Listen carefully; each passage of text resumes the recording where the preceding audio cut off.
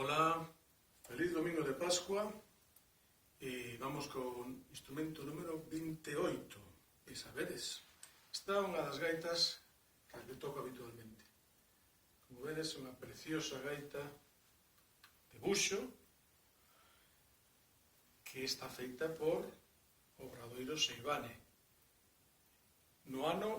Este é do ano 2002. En vida de Xosé Seivane, pero tamén Álvaro Seivane, o fillo tamén, Xosé, en fin, a familia Seivane, co que teño unha relación moi afectuosa, dende hai moito tempo, porque xa no ano 1981 visitei Ribeira de Piquín e falaba con Xosé Seivane de temas gaiteiros.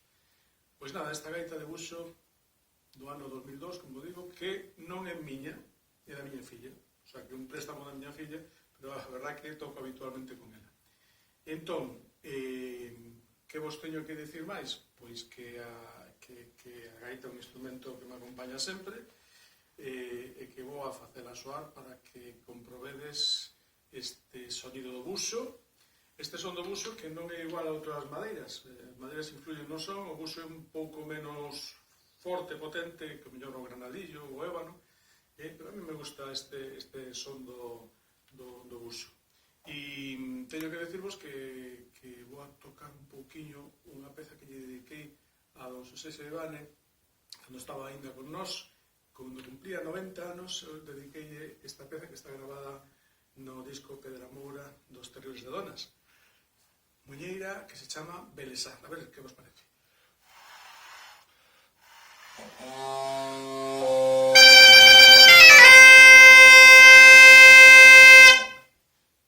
Hai que afinar, hai que axustar o ronco.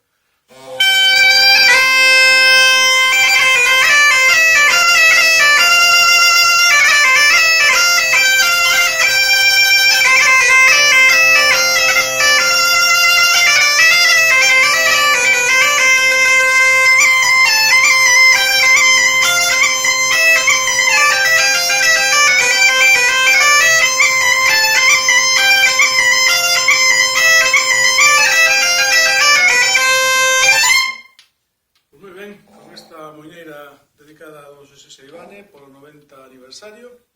Me despido de vos. Un día máis, un día menos, na casa.